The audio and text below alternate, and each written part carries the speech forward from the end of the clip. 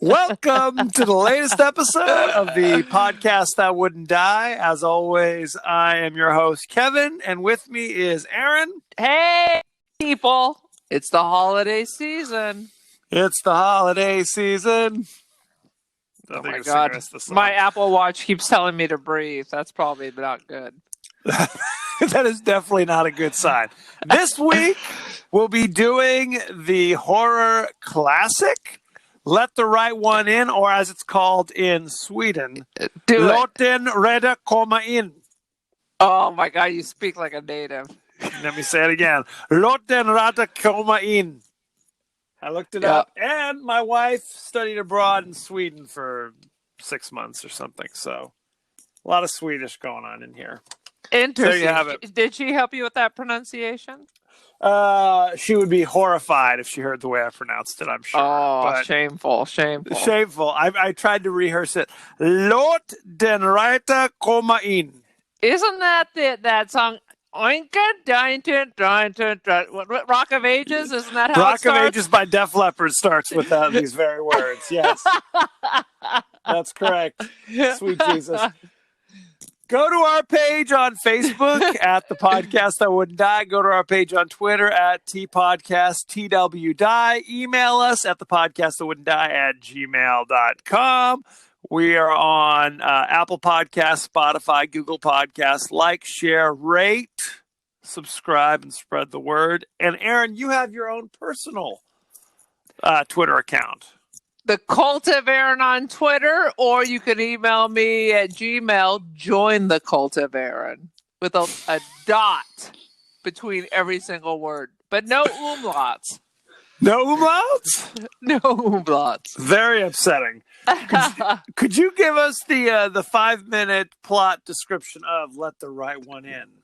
5 minutes is too much. I'm going to give you like the 4-second one. Perfect. Two lonely 12-year-olds meet. They form a strong friendship. They live happily ever after. But one's a vampire.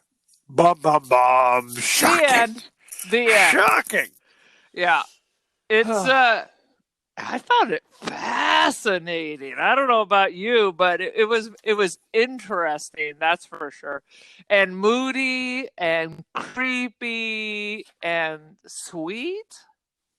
It was.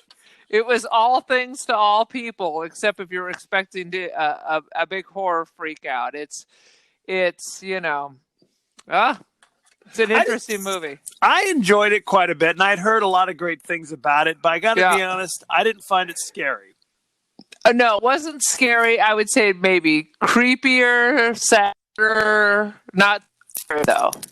But I don't necessarily get the sense it was trying to be scary. Do you think it was trying to be scary? It's a horror movie written by someone who's not familiar with the genre.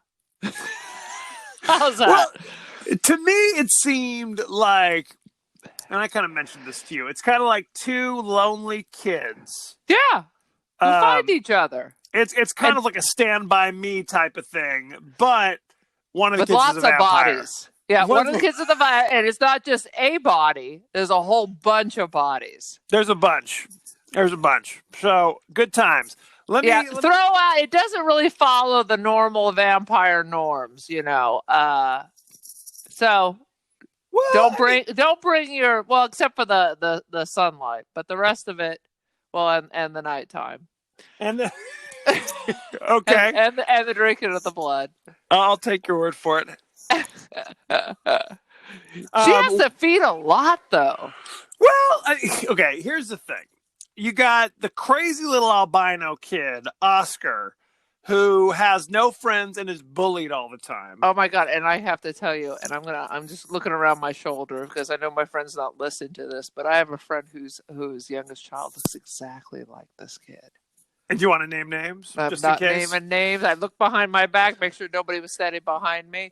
Somebody's peeking in. It's just one of those albino, Norwegian, Scandinavian little kids with like the white eyelashes. That's how blonde they are. Well, I mean, and that's kind of the thing. You're like, well, he's not an albino. He's just Swedish. He's just Swedish. But the problem is everybody else in the movie just looks like normal people. Everybody else has like normal. I mean, relatively speaking. They look sweet. They look Northern European for They sure. did, but they don't look like albinos. That's all I'm saying. He's just super blonde. I mean, he's not like the pink rabbit you see at the pet store on Easter. You know, that is true. He's just the blonde. He's very blonde, very pale. I'd like to imagine that when I was a child, that's how blonde I was before puberty you like came to and wiped imagine it that? all away. before puberty destroyed it all. You picture yourself as an albino as a child. Interesting. That's right. With pink eyes. Well, how here's come humans don't have pink eyes when there are albino? They do. No, humans don't have pink eyes. They do. They have pink eyes. They don't have pink eyes. They absolutely do. They do. Look it up. Google it. It's a throwdown. The albino. I mean, I'm not a doctor or anything, but the albinos. But I play one on TV. We're gonna offend albinos everywhere. We should probably move on. Anyway, so he lives with his divorced mother, and then a new little girl moves in next door with her, quote unquote father. Yeah. Her, guardian, whatever it is. Human albinism, blue eyes. It's pronounced albino. Albino. Can I have a glass of albino? Exactly. So, and the little strange girl. Oh, I got to throw this in there. About halfway through the movie, I realized the movie took place in 1982. Did you realize that? Well, I was looking at the clothing, and I was like, I mean, who knows? It could be they're just out of step, Maybe it's now, but they're poor and cold. But, it's like Napoleon Dynamite. When does it take place? Is it now? Is it 20 years ago? We don't know. Look, you've been to Europe. I've been to Europe. This is how they dress. I thought it was Vienna, man. It looked like how German-esque people dress, if you ask me, in the cold weather. You damn Skippy. It's that thing. It's like, okay, speaking of somebody who's been to Europe. This ain't Paris. No. This ain't Rome. No, you're absolutely right. Well, it's that thing where it's like oftentimes people can identify Americans, in these foreign countries without having to say a word. Yeah, like with their big dog T-shirts and flip-flops in the Vatican. Well, there's that. We're typically taller and our teeth are straighter. Is the other way? And we're much fatter. That's true too. Sadly, that is true as well. So anyway, this kid. Oh God. So when the little vampire girl, little boy's name is Oscar. Well, we don't know she's a vampire yet. We don't. Well, if we know that there's a little vampire girl in this movie. Well, just because it's the name of the movie, we assume it's a girl. That's okay. We're going to talk about that behind the scenes a little bit later. All right, continue on. But yeah, so very early on, he is kind of fantasizing. Well, we don't realize this. He's fantasizing about attacking his bullies. Oh yeah, he's a school shooter for sure. If he was in America, he would be school shooting. Because he had a switchblade. Oh yeah, he carried a knife with him at all times. Yeah, and he is ruthlessly bullied by this kid Connie, who calls him a pig, squeal like a pig, and oh my God, does bad things. Deliverance quotes. Yeah, it is very much Deliverance.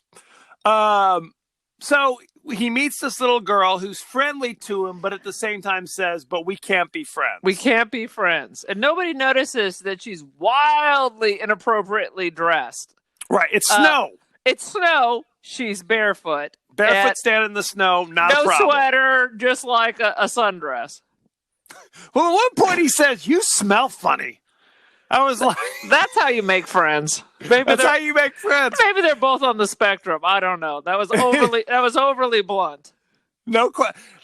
To say the least. And frankly, this kid is used to people coming up to him saying, yeah, we're not going to be friends. Yeah. So that wasn't a weird situation. Yeah. So yeah, someone needed to take a bar of Irish Spring over to that little dark-haired child. She needs some scrubbing for sure.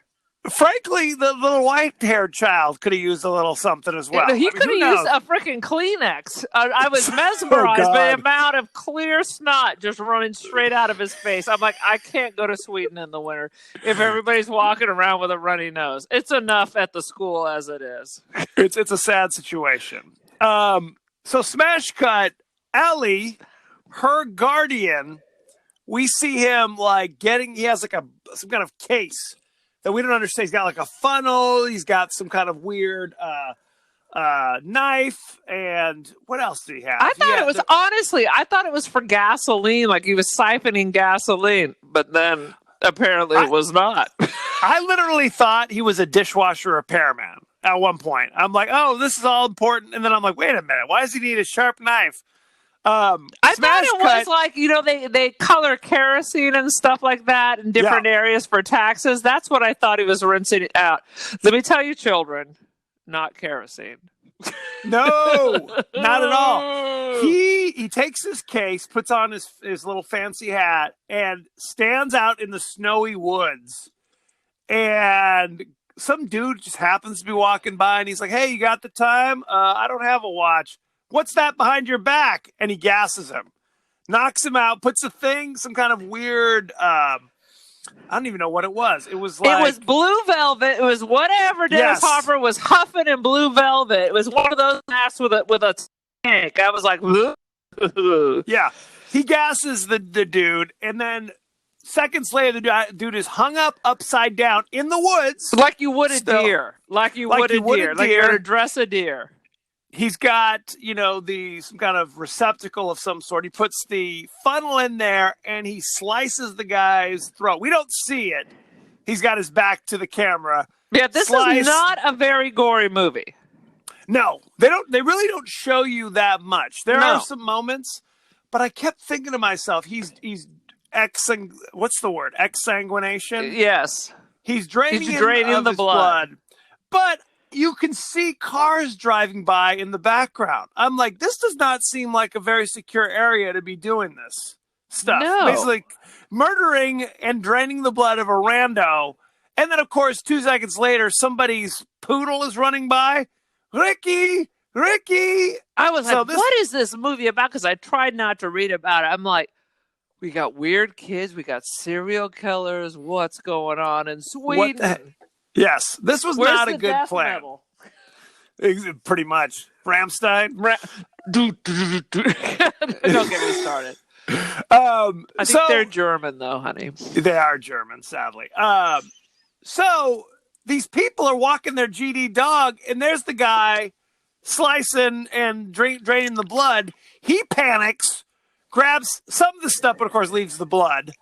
Grabs everything else, runs off. He waited way too long throwing snow. You're gonna slice and dice some rando, but you sit and stare at the dog like, what do I do next? What am I gonna do now? He doesn't seem very bright. Not to mention, serial killer.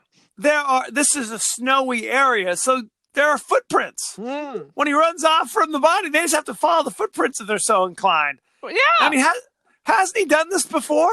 This isn't his first rodeo. He's not very good at it. How about I just take off my rain slicker that's covered in blood and just kind of wad it a ball and hold it in my lap on the frickin' Autobahn, or not the Autobahn, what is it? He's on a bus. Or whatever they are. He's not a bus. He's on a subway train. And he's sitting there holding the slicker that he wore to murder this guy. Still blood splattered all over it. And he's like, maybe I should put this away. I've only been holding it for 15 stops. Yeah, good thinking. Covered in blood. And I like the fact it's a special case just for your jug. I'm like, is there like a special store, like the Container Store? Like when you go to for serial killers? Will this hold my rope and my pry bar and all my duct tape? Yeah, it's kind of like Big Lots. You go down there and get whatever you need.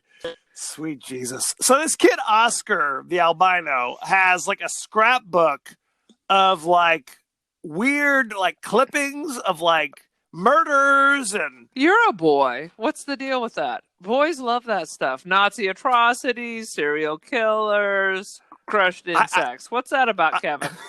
I did not have anything like this when I was his age.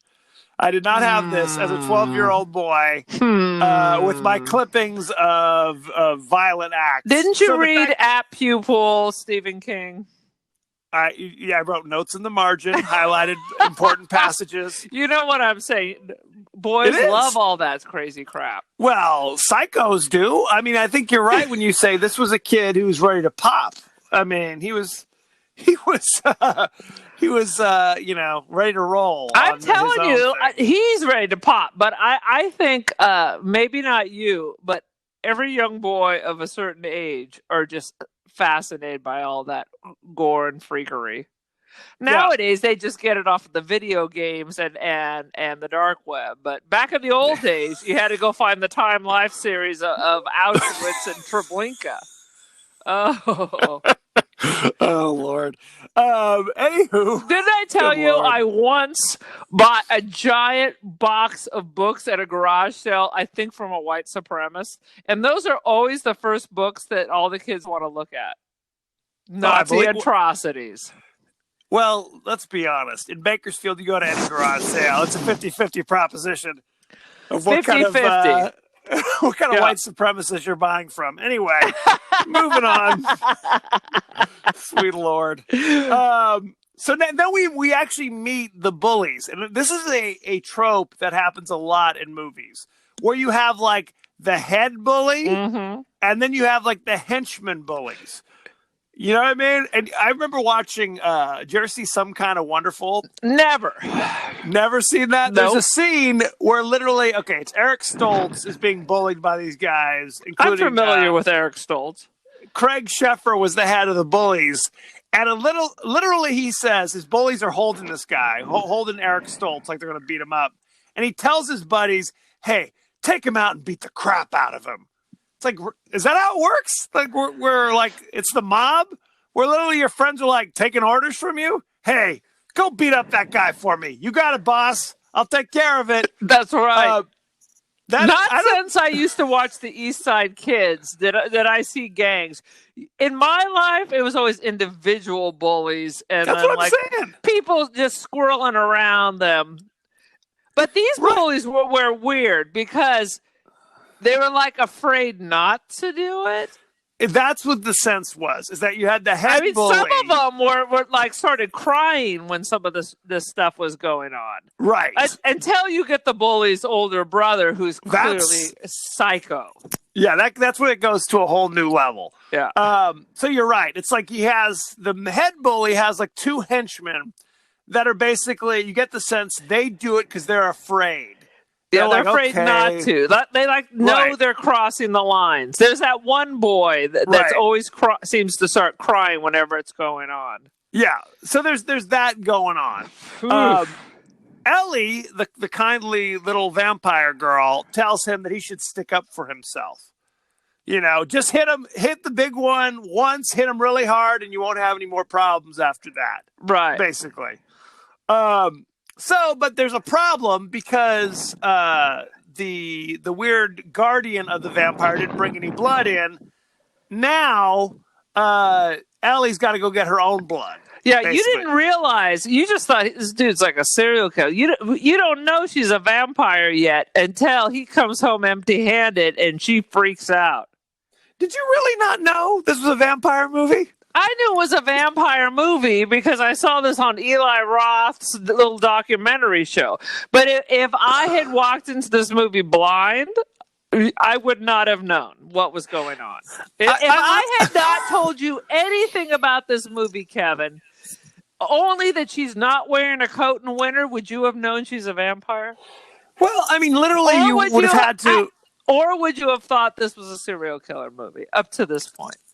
Okay, assuming I came home and was flipping channels and boom. Had never heard of this, didn't know the title, didn't know anything, then yes, I could see what you're saying. But sadly, we live in a world where if you went and saw this movie, you knew it was a vampire movie. The title alone gives you an idea. The title alone doesn't tell you anything if you don't know it's a vampire. It only tells you something if you know it's a vampire movie. I think you're out of your GD mind. I'm gonna put that out there. First of all, let me tell you why you're wrong again. Please. They get the title from a Morrissey song, which is not Yep. about vampires. No, I did know that. What do you know what the title of the song is? I not only have the title of the song, I made sure to write down some of the lyrics Are you going to because sing it for me? I'm not going to sing it, but I'm going to speak to it like sweet poetry. So the Morrissey song that this movie is named after is Yep. Let the Right One Slip In. And Yep. I'm going to read the first section. Let the right one slip in. Let the old dreams die. Let the wrong ones go. They cannot do what you want them to do. It's all Interesting. about letting old breakups go and cutting them loose, and the right people will be there along. That Morrissey. He's got Morrissey, something to say. Morrissey is the poet of our times, my friend. He is. may be wackadoo, but he knows heartbreak, Morrissey. But this is apropos. If you know the whole story of this movie, it all works. The little albino boy is letting go of all the badness in his life and is letting the right one in. Maybe. Maybe.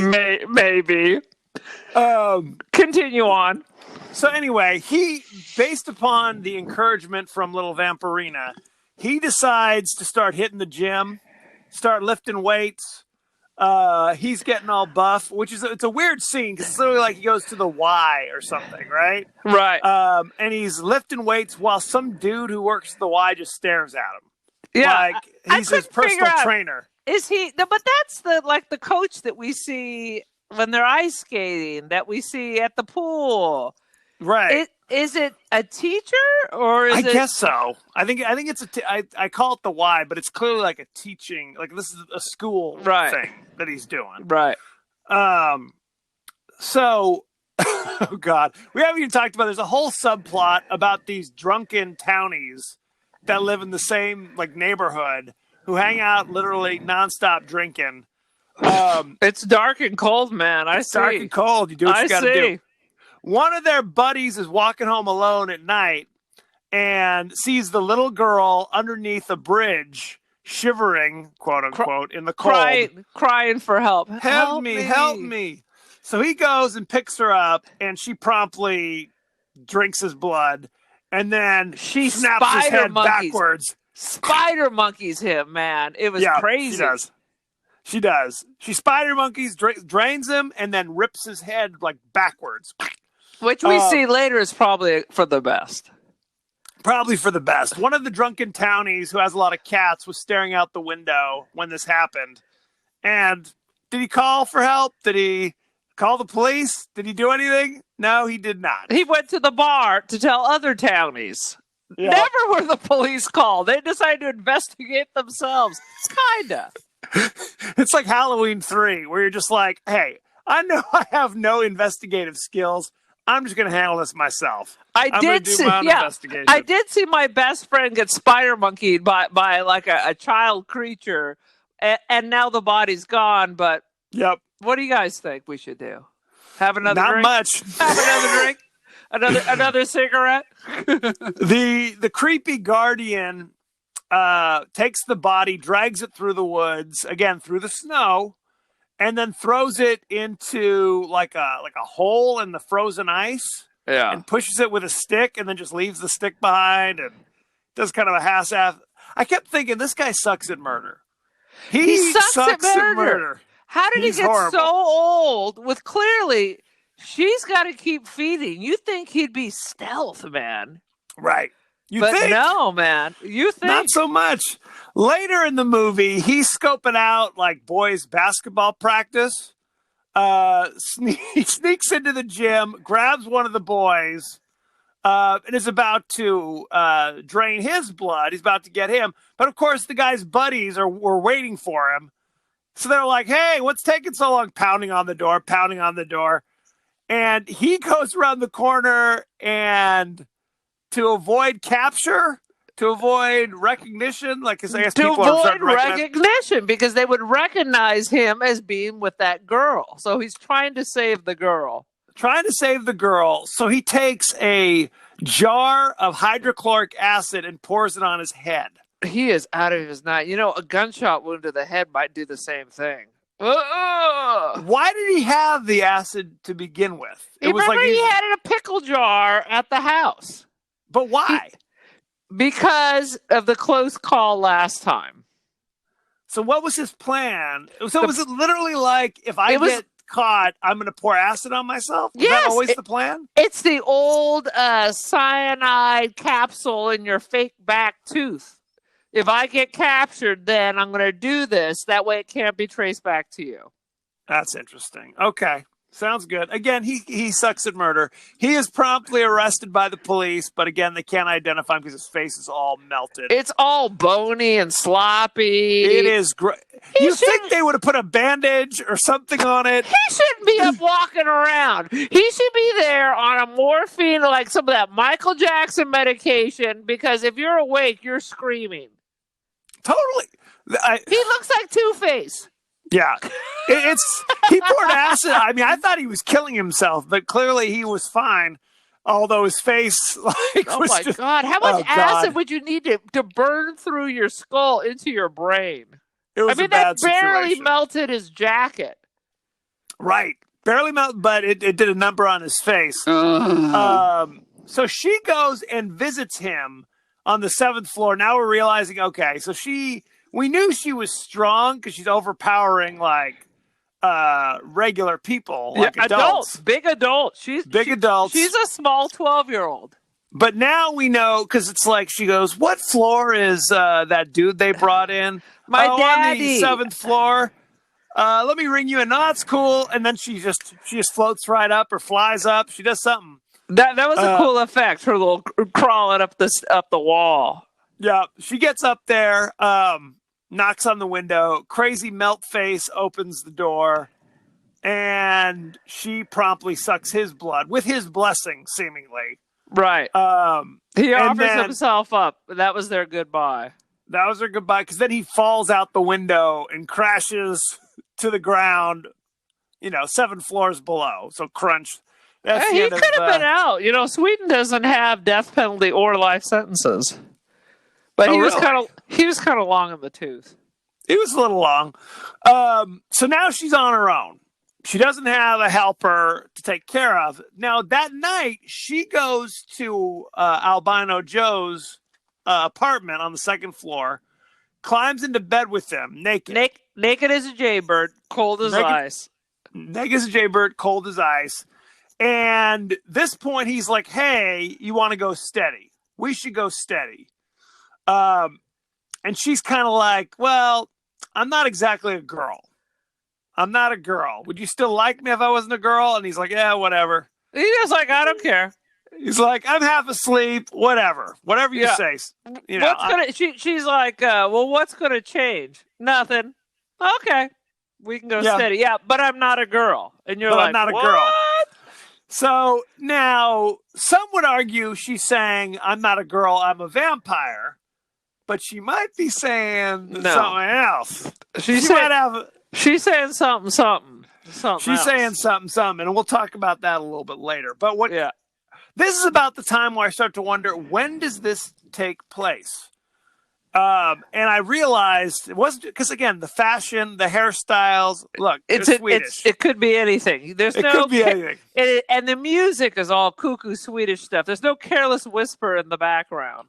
No. Well, what gave it away is they were talking about in the news about Brezhnev. That kind of tipped me off. I'm like, oh, okay. So now I kind of have a bulk. Brezhnev was the premier of the Soviet Union before Gorbachev. Yes. So there you go. Right. So that tells you early 80s, 70s, therefore, And all those upper northern European countries are always worried that Russia's on their way over. All the Scandinavians. All the Scandinavians know the Russians are a stone's throw away. Literally. And clearly after what happened with Ukraine, America ain't doing shit. they're not getting involved. That's right. I also started to wonder, so she's a little girl, but how old is she really? Because again, this comes back to I always think about these movies, like the Twilight movies. they are, they look high school age in Twilight, right? Right. But we know they're really 90 years old. So why are they hanging out at the high school, hooking up with high school girl? I guess that's what a 90-year-old would do. I don't know. Would you still be interested in like a 15 or a 16-year-old if you're a 90-year-old? I don't know. You would assume that even though your body is frozen in time, that emotionally you would continue to mature.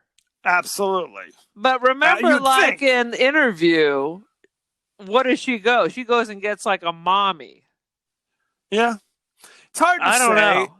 Because you're right. It's like, if you're stuck frozen in time, a lot of your personality is still kind of dictated by like physical aspects, hormones, right. Things like that. I don't think she has any more hormones. No.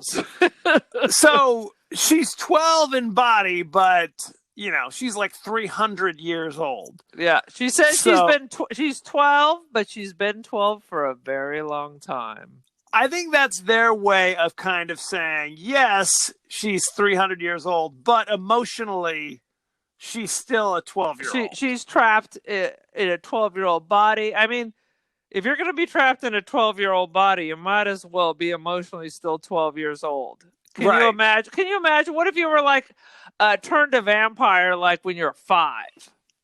You know what I mean? And now you're 700 years old, and now what's going to happen? Ugh. Right. That's rough sledding. Yeah, that's rough sledding. About this time, there was kind of a casual thing that they kind of referred to. I think they went to a supermarket together or like a convenience store, and there was some like cat in a cage, and the cat you see it kind of rear up and react negatively to the vampire girl. That's kind of a little foreshadowing of what's coming later. Oh, for sure. That was great. I got to get at least a dozen cats, just in case.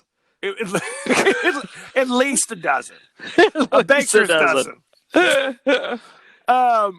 So one of the drunken townies, the girl, like an old divorcee, she's roaming the streets. She gets attacked by Ellie, and is getting her blood sucked. But the dude, like the main townie, I think his name was like Laka or something like that. Don't try to get Swedish with me, man. It's hopeless. He appears on the scene. We'll call him Loke, like Tone Loke. Exactly. His buddy was the one who was killed earlier, and now he sees his girlfriend. Right. He sees his girlfriend getting her, blood sucked. He kicks Ellie away. Hang on. Yes. They get into this big old fight because he misses his crazy old friend more than his girlfriend. And she takes off. She's like, F you. And she's, he says she's like a sour pickle. She takes off. And as she's heading to the train, you see little Ellie drop, once again, Spider Monkey style, from like out of nowhere. Out of a tree, basically. Out of a freaking tree. Boof. Drops on her. You're right. He was drunkenly lamenting his best friend. He's like, I have nothing or nobody. And she quickly gets up and she's like, I'm out of here. Yeah. Tex. Yeah. So now I think he kind of suspected it was a little girl that had attacked his buddy because of the other buddy. Yeah, because the eyewitness said it was like a kid. Yeah, it seemed like a kid that attacked him. So now he knows. So he rescues his girlfriend. He kicks the little vampire off. And so before she has a chance to break the neck or finish because that's what I was thinking. I'm like, why do you have to kill him? You'd probably have better luck if you could find like kind of a true blood thing where you can get like a donor. Yeah, but I guess what it comes down to, and you see this sometimes in movies. I know this happened in like Fright Night, for example. What these guys do is they drink your blood, but then they have to get rid of you because they don't want a bunch of extra vampires roaming around. So they kill you so they can be the one vampire in the area. They're like the apex predator or something. But that's what I'm saying. Usually in those movies, they drain you dry and then you become a vampire. But can't you just have a sip or something? That's what they did in True Blood. Well, but if you have just a sip, like you said, how are you going to find a donor? Where are these donors that you're talking about? She found this kind of Renfield father character. I guess you got to drink them dry. I'm guessing that's what you got to do. You got to handle your biz. Vampires apparently have a high metabolism, require lots of sustenance. Seemingly. So the girlfriend is now waking up the next morning and the sun is burning her. She's voracious for blood. She goes and visits their crazy buddy who's got 15 cats, and the cats all flip out and attack her. That was a great scene. She walks in, all the cats are like, rah! That was a good scene. There was some fun CGI with the cats just sinking their teeth into her legs, wrapping their legs all around her and flying at her. Yep. She promptly falls down the stairs and wakes up in the hospital. She knows what she is now, so she's like, orderly, why don't you open up the blinds for me? Get some light in here. Boom. Burst into flames. That was a good scene, too. Adios. It was like an inferno. She's like, this is it. That girl infected me with something. Open those damn windows up. She closes the deal. That's the end of her. Laka or Loki or whatever his name is. I wish it was Loki. I always liked Tom, whatever his name is. Tom Hiddleston. Yeah. He now pretty much he knows who's doing it because I guess he got a good look at her when he kicked her. Right. So he breaks into her place, finds her like bundled up in the bathroom underneath a sheet in the tub. Yeah. They literally took like the fitted twin sheet and put it around the bathtub, and she's like got a cocoon inside the bathtub. He's about to kill her with like a little pocket knife, Swiss Army knife. But Oscar interrupts and shouts out. Ellie wakes up, and Spider Monkey's old Loki drinks him dry. Bada bing, bada boom. But of course, it was loud, banging, crashing. So there's a neighbor upstairs pounding on the floor going, be quiet down there. So now she's got to go. Yeah. I got to go. Earlier in the movie, Oscar whacked his bully with a pole and split his ear, evidently. Good for him. Yeah, in a moment of, courage, he takes care of the bully. But now the bully's older brother is like, now I'm going to do it. So the henchmen lure him to the pool.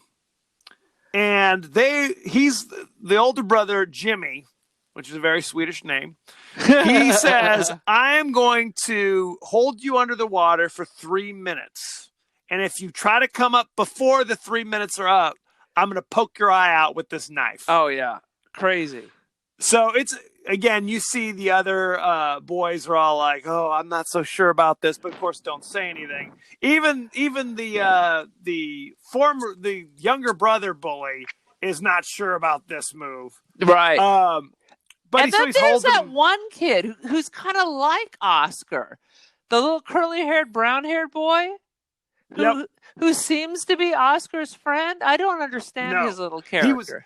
He was not. He was one of the bullies, but evidently they were kind of like, "Hey, because you whacked Connie, we're we're kind of friendly to you now." Right. Or so you think. He's pretending to be his friend now. Hey, Oscar, how are you? Yeah. Right. But it's because of the older brother, Jimmy. This is all like a long con to get him in this situation.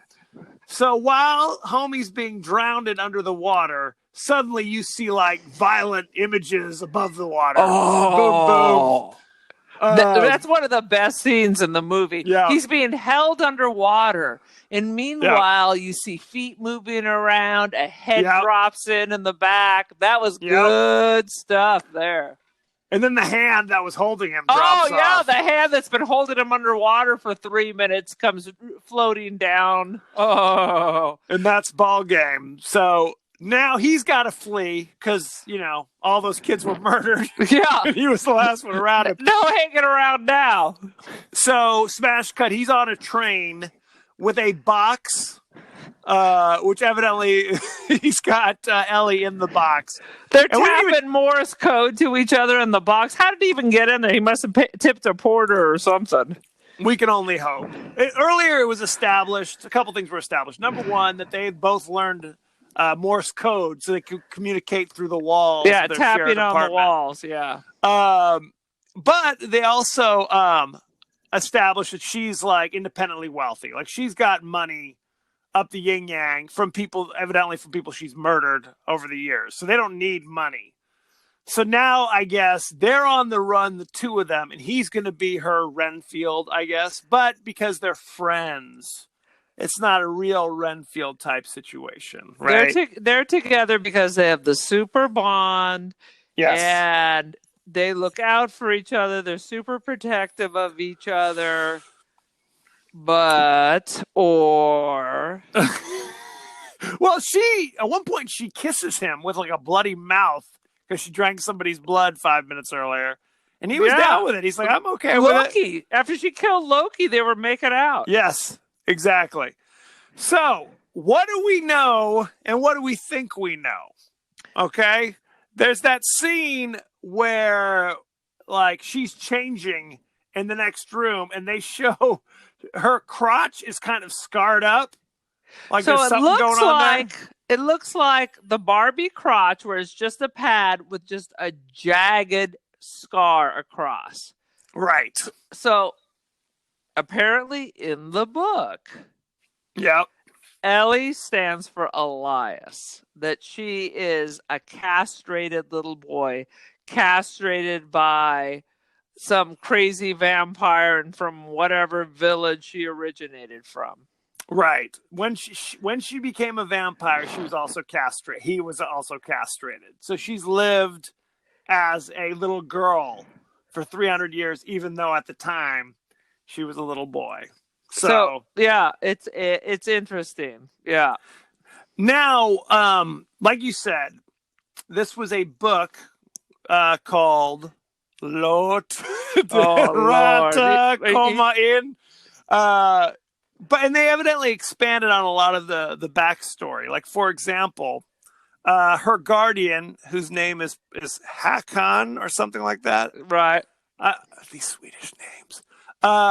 In the book, it's established that he was a pedophile. He was a child molester who was a teacher who was fired and now takes care of her because he loves her in his weird, twisted way. And she evidently pays him. I also read, Kevin, that it's a possibility that they had grown up together. I don't know. Well, I will say this. In the movie, it definitely kind of suggests like they're both kids now. Right. And then in 40 or 50 years, he's the new old guardian taking care of her. So maybe there was a similar pattern in this. And I think they actually suggest that in the American remake, Let Me In. Yeah. That was what they kind of added that. I don't think that's in the book. I'm curious to read the book, though. That might be on. She pays him for his services, but he said that he would do it for free if he could, be with her. Basically. And that's why he's so creepy about, I wish you would stop spending time with that little boy. Like, he's getting jealous. He's jealous. But because it wasn't spelled out in the book, it could also be that he was once the little boy and for sure is now jealous because you can see that she's found someone else. There's all sorts of crazy stuff in this. I'm glad they kind of eliminated a lot of this stuff. Yeah, I understand the book was pretty good. Yes. But there was a lot more background information where in this it's very clear they singled out the two main characters and made them the focal point. So right. Well, like you said, it's like there are other characters in the book. And in fact, in the book, spoiler alert, her guardian survives the fall and becomes a crazy vampire trying to get at her. Oh, yeah. I think I read it like a zombie or something. Right, because he's all chewed up and yeah, he's not doing so hot. Yeah, there's more things that I read too that were even creepier that we don't need to talk about. Do you want to? Were there any other observations you want to share? Well, I just say it's a really good movie. And there's some genuine creepy scenes. There's some CGI because I kept looking at her And I kept thinking, oh my God, her eyes are so big. But then I realized that's what happens. That was CGI, and it's at different times in her feeding cycle. All of a sudden, you'll see her eyes are like huge with these huge irises. Well, occasionally it looked like maybe I was hallucinating, but it looked like she became kind of an old woman. Yes, when she was like, at one point, he cuts his hand because he wants to do one of these blood brother packs, but she hasn't fed in a while. She is literally on the ground licking the concrete and turns into like this kind of gnome, and she's hissing like a cat and making all these crazy sounds, and she's screaming at him to get away, because she can barely control herself. Right. So yeah, like when she's like starving, if she gets feeding and loses control, suddenly she looks like an old woman. Right. It was kind of creepy. But it was kind of subtle almost though. It was almost like if you're not paying attention, you'd almost miss it. Yeah. You know what I mean? Because it was not like, in your face. It was not American style. Right, for real. So that was really kind of an interesting choice that they did that. Anything else you want to share before we go into behind the scenes? Most of I really didn't take that many notes because I was one. It's in Swedish, so I had to read everything. So that keeps me off the internet Googling stuff. But it was just dynamite. It's a story I hadn't heard before. Right. It was interesting. The effects were subtle. How about when they find the body in the ice and you see the chainsaw coming down into the ice because they have to cut the body out? That looked kind of slick too. They were cutting the ice. They were cutting the ice with a chainsaw, but you're looking at it from below the water level. They just had there were just some cool scenes. It was an interesting story. Yep. Of course, Roger Ebert, my hero, who he and I most of the time are right on point, except for that Last Tango in Paris situation. He's way off on that. But he loved it, and he was quoting another reviewer, and I'm blanking out, who claimed that this movie is even appropriate for a 9-year-old because anything dark and sinister they're not going to pick up on. How about that? Would you accept that you could take a 9 to 12-year-old to see this? I mean, that may be you could make that argument. I don't think it's a good argument to make though. I'm not bringing a 9-year-old to see this movie. I'm not doing it. Maybe Aliens? Alien, on the other hand, I'm in. So you would let your kids watch this? I would not let my kids watch this. No, not even a little bit. So what age do you think would watch this? Quite frankly, I thought Toy Story, the first time I saw it, I'm like, this movie's not going to do it very well. This movie is too disturbing with the doll part creatures. I mean, this is not going to do well. That's too disturbing. That was scary. I was wrong about that.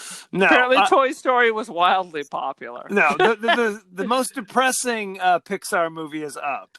Just the first 10 minutes where they go through the old man's entire relationship about how they can't have kids and then she's dead. That was lovely. That used to be every Disney story. First goes mom. Boom! Yeah. You have to be an orphan and everyone has to be against you. That's pretty standard. Good times. Anything else before we move on? Well, you know what? There are times when you meet his dad and you think, well, why is God? He's being bullied. His mom seems really distraught. Why doesn't he go live with their dad? Because his dad seems to understand him. His dad seems calm and cool, doesn't fly off the handle. Like when he hit the bully, his mom you hear her shrieking down the hall. Right. Dad gets on the phone. Hey, how are you doing? I'm fine. Da-da-da. Okay. Right. And mom's like, what? She's like, why aren't you yelling at him? and the first couple interactions you see with dad seem fine. And then there was a strange thing where he's having a great time with his dad. And then this dude shows up. Yes. Oh, I didn't know Oscar was here. And let's have some drinks. The book talks, or some of the stuff I read, they're talking about, dad's an alcoholic. Right, But it looked like almost something seemed- else. It almost looked like, oh, that may be an alcoholic, but it also seems like maybe he's covering up that he's a homosexual. Right, that's what I But thought. I saw no discussion about that. No, But either way, he should be living with his dad, unless his dad's a crazy drunk. So Well, I don't know. they didn't. You're right. In the book, I guess they expound that the father's an alcoholic. In it, it's a weird scene where it's like some very dude awkward. shows up and then they're like having a drink. We have to have a drink. He's our guest. Right. But the way the guy kind of sidled in and kind of Yes. slid into the Yes. seat was I super agree. creepy. It was Yes. super creepy. Yeah. It was. They kind of touched on. I guess he's an alcoholic, maybe, but that didn't seem to be. He the literally issue. had one drink. You never see him drink the whole time. So Right. I was like, That what? was a weird moment. That is true. Yeah. Um, Yeah. I think that's it. That's it for the show. Everything else I have to say is the behind the scene, because I really didn't write. I just wrote things to just remind me what's going on, because I can't talk crap about the actors or the directors because they're Swedish. So what do I know that they've done? Nothing. I have no idea. Not big into the Swedish cinema. well, I'm sure they're huge stars of the Swedish cinema. I'm sure they are. This is what I wrote. Worst jungle gym in the world. They're Yes. all in this giant apartment complex in the middle of the snowy field. There's literally like a 4-foot tall jungle gym. That's the only piece of equipment out there. And they go out in the middle of the night. Who knows? Maybe it's 3 PM because Sweden only is like Alaska, where now it only gets 2 hours of sun. We don't know. And they just go out in the middle of the night in the snow and they sit there and play Rubik's Cube and talk about how lonely they are. Basically, yeah. I mean, I said this before. I think this is a very interesting film. I enjoyed it. I did not find it scary in the slightest. No, Now, does that a negative? I don't know. If you want to, if you think this is going to be some terrifying vampire film, that's not what this is. I don't think There that's are what it some was trying to creepy be. moments. Creepy moments, but overall, not particularly scary in my mind. What I read is billed as a romantic horror. It's definitely that. It's two lonely kids, kind of forming a friendship. Who or develop more. a deep connection. It's more Right. than a friendship. It's a deep Yeah, connection. you're right. Because there's literally no one else to who cares about them as much as they care about each other. I mean, albino homie literally has no problem with the fact that she's a vampire. You never get any sense that that's weird. You're licking my blood off the floor. Interesting. At You just murdered a first, bunch of people in front of me. Okay, I guess that's all right. He did for a moment. Don't you remember, like, when he wouldn't invite her in, he forced her to come in uninvited because he kept going on about her murders and you're a murderer. I didn't get that sense. I thought he was just messing being with her. a dick. Yeah, But there was, right before that, there was a because he's situation. like, come on. He's like kind of like saying, come on in. I'm not going to invite you in, but you can come in. But right before that, she had a conversation with him because he was like, you're a murderer, you do this. And her comment was, you would do this to these kids if you could. Right. And that kind of flipped his switch over. And he's like, yeah, I would. She is, they are very similar. At the same time, she is all the things that he is not. That She is handles true. business. She's not afraid of squat diddly-aught. Right. Well, she's a vampire. She's a vampire. Why didn't she go feed up? Well, eventually she did. Never mind. She could have been picking out those bad babies one at a time. Those bad babies. But the problem is it's not like our movies where they have to feed once a month. It seems like she's got to feed like every other day. Right. Otherwise, you see her and she starts getting the black circle. She's greasy. She smells like a corpse. She looks like she's been living in an alley. And then when she feeds, she brightens back up and doesn't smell so bad. It's She true. literally says to him, How do I smell now? I smell better now, don't I? Yeah. Couldn't she at least have a handy wipe? Because it'd be like she'd feed on somebody and just have blood all over her, and she'd just leave it, old dried blood. She's snuggling with him, climbing into bed with him, blood all over him. It does seem like she could have finessed this, because it seems like she wastes more than she's drinking in her tiny little body. It is everywhere. And then we were talking about that scene. What happens? Let the right one in. She, like a vampire, she has to be invited in. Right. So what? And she was able to come in uninvited, but what happened? She immediately is like dripping blood from her skin, from every her pores, from her eyes, mouth, ears, just blood. Till he finally goes, I invite you in. And then I guess she's fine at that point. She's fine, but she's still all jacked up and a bloody mess because she's been raised by wolves and nobody told her how to take a frickin' shower. Wipe that biz off, man. That draws attention. At the very least. Sweet Jesus. At the very least, put one of those car air fresheners around your neck. Exactly. One of those like pine trees around her neck. Something like that. Did you ever watch American Gods or read American Gods? I never did. There's dead wife in that. So she's always smelly. There's always flies trying to walk across her eye, and they put air fresheners all around her. Let's go straight to behind the scenes. All right. We're going a little long here. What do you got for behind the scenes? The only really thing I have behind the scenes, since I have no gossip, and these poor babies literally have not ever acted again. Just some little interesting tidbits, like the parents were allowed to read the script so they knew what was going on, but the children were never given the script. They were fed their lines. Oh, that's interesting. Sweden apparently does not have this factory of child stars the way we do. Shocking. So they were very careful about trying to get these acting, because literally I think these kids have done one other thing, and this movie came out in 2008.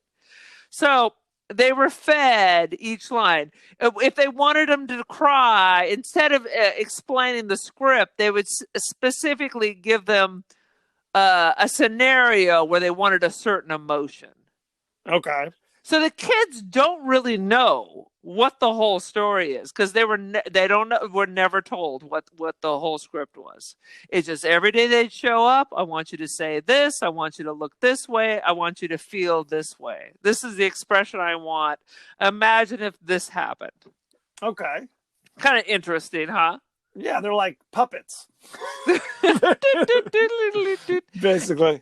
And the only other thing I have is this was almost a TV series on TNT. Oh, really?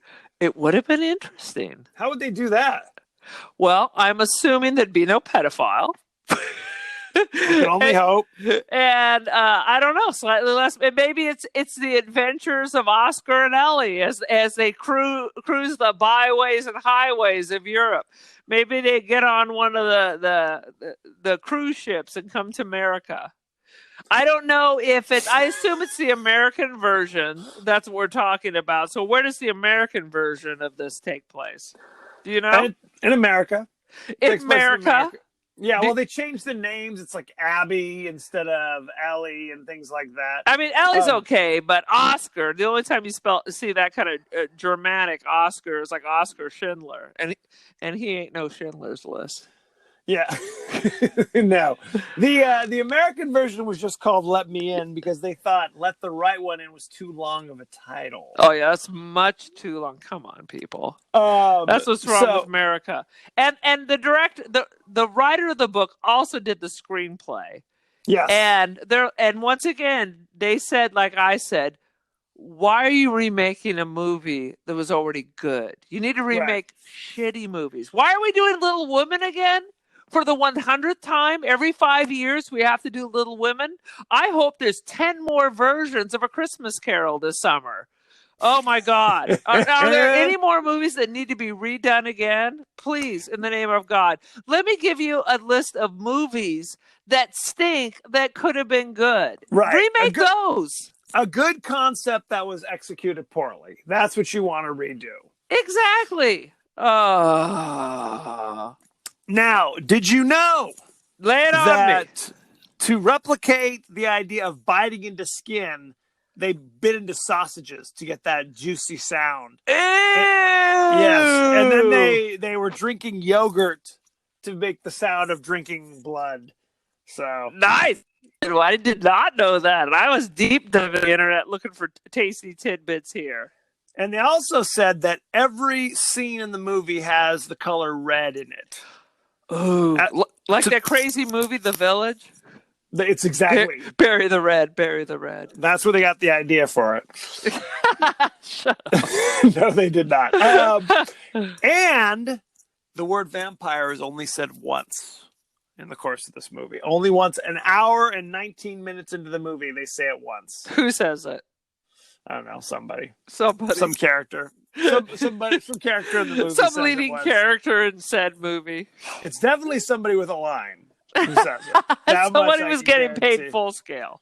Wah, wah, wah. But the American version, Let Me In, was not a successful movie. It had, what's her name? Chloe Grace Moretz, who's in a bunch of things now. I think she was in the remake of Carrie as well. if I Another remember movie correctly. that did not need to be remade.